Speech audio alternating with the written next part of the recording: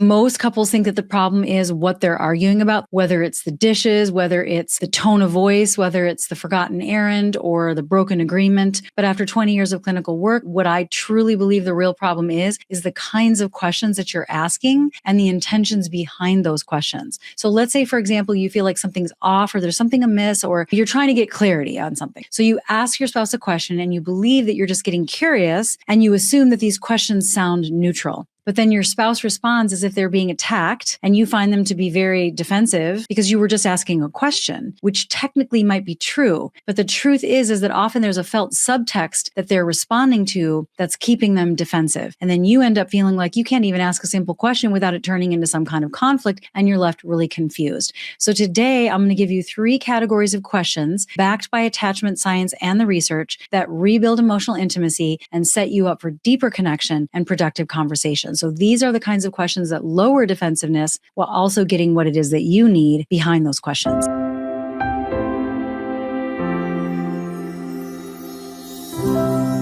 The first type of question that I think every couple needs to know is the kind that creates safety. So your spouse is shutting down because your questions sound to them like an interrogation and their nervous system is treating you like a threat, and hence the defensiveness, right? This can be really frustrating. I can relate to this from personal experience, but a lot of couples will default to questions that sound like cross-examinations, like, why did you do that? Why didn't you just tell me? What were you thinking? What happened? So what your spouse hears when you ask those questions is that they're wrong and that they must explain themselves to you. So they automatically go on the defense. Their body goes into fight or flight, their walls go up, and you're stuck in the same blame loop that you've been in for years. Now, research from attachment-based therapies like emotion-focused therapy, that's the modality that Dr. Sue Johnson came up with, consistently show that perceived safety in the relationship, that emotional primal safety, that is the foundation for self-disclosure and the foundation for the kind of conversations where you can get to the heart of the matter and you can actually repair if there's been a breach in connection, like a broken agreement, for example. You can't reach your spouse if their nervous system is in threat mode, period, the end. Like there just is no way. So instead, you have to ask safety-creating questions,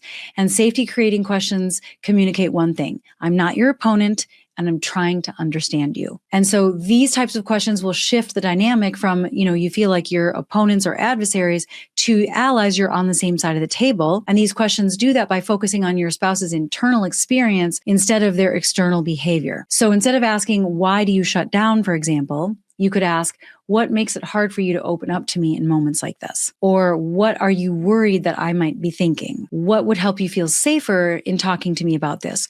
What got in the way of this thing that we talked about? This really does create an opening to better understand their experience, truly from a neutral, curious place. When you ask, what would help you feel safer with me, you're communicating that your internal experience matters to me more than me being right. And that is what creates safety. And that's the shift where you can start to rebuild trust in the conversation, even after years of defensiveness. Now, the other thing that you can do if your questions are coming from a place of trying to understand something that just isn't right for you is to just lead with a statement. Because a lot of times we are asking questions because we're trying not to sound like we're accusatory. We don't want to sound critical. So we ask a question because we think we're bypassing the perception that they might have of judgment on our part. And so the intentions are really good. But a lot of times the questions that we're asking, they're really just statements in disguise. If I were to ask my husband, why didn't this get done? As opposed to asking, hey, what came up around this? I thought we had an agreement or something that requires him to explain himself. I would just lead with my observation and the meaning that I give it and a question that I have or something that I need from them. So I'm coming forward with showing my hand. So what are you observing and what is the meaning that you give it? And how does that make you feel? And what do you need? That's what you would have to bring forward as a statement instead of questions that you're asking. So lay out your cards instead of trying to ask them questions that they don't know the point of why you're asking. They don't know the angle that you're coming from with those questions. When you ask those questions, it creates anxiety on their part, and that also creates defensiveness. So sometimes it's not even a matter of asking a question, but it's actually making the statement that your questions are trying to disguise. So that's the first thing. So the second type of questions that most couples never think to ask, and one of the most powerful ways that you can reduce defensiveness with the questions that you're asking, is to ask the kind of questions that are designed to get at the emotions behind the facts and behind the situation.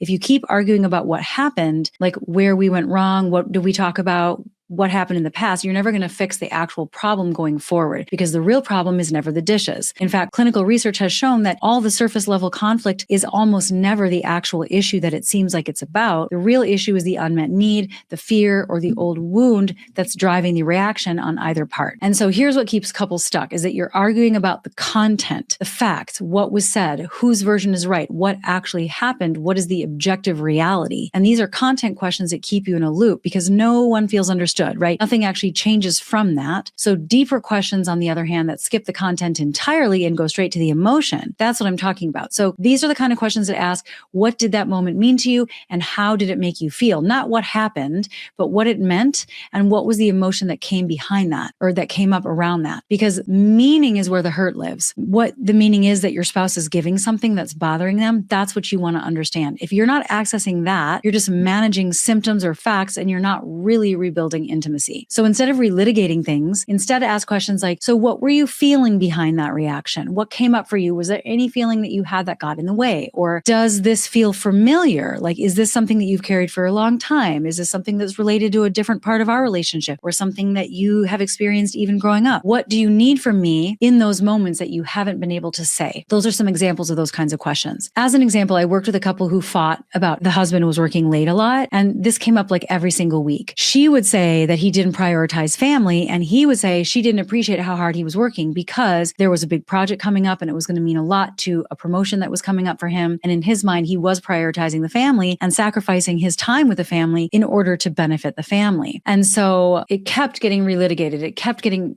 talked about and nothing was ever resolved. So I asked her one time, so what does it mean to you that he stays late? And she said, it means that I'm not important. And that's really what, even though I'm not saying that out loud, that's what's driving me. And so all the questions that I'm asking are really coming from this place of trying to get him to prove that she matters. And he took offense to that. So it wasn't about the hours and it wasn't about whether, it could be that the hours worked were too much, objectively speaking, because you could argue about that till the cows come home. Is it too many hours or is it just the right amount of hours? It depends on your objective and it depends on the meaning that you give that. But once she was able to identify the meaning that it had for her, and once he was able to really hear that, once the question that I asked her to help her identify what that was, helped her to identify the feeling or the meaning making behind the feeling that she had, and he heard that, it changed everything because he wasn't defensive anymore. He heard it as like, oh, this is what's coming up for you. It's not something I have to fix, like it's about me. You're just sharing about you and the meaning that you're giving it and how that makes you feel. She wasn't making him wrong. Then he truly heard her. And then she wasn't angry anymore because she finally felt heard about what was actually hurting her. And so if you've been having the same fight for years, it's probably because you are stuck in the content and you need to start asking questions that break the cycle and get to the meaning and the emotion underneath that, because that's where the real change lives. And then finally, the third type of question and the best kind of questions that you can ask that really reduce the defensiveness in your spouse are the kind of questions that are designed to build a new emotional experience. So most couples do this. They have the hard conversation. They talk about what went wrong.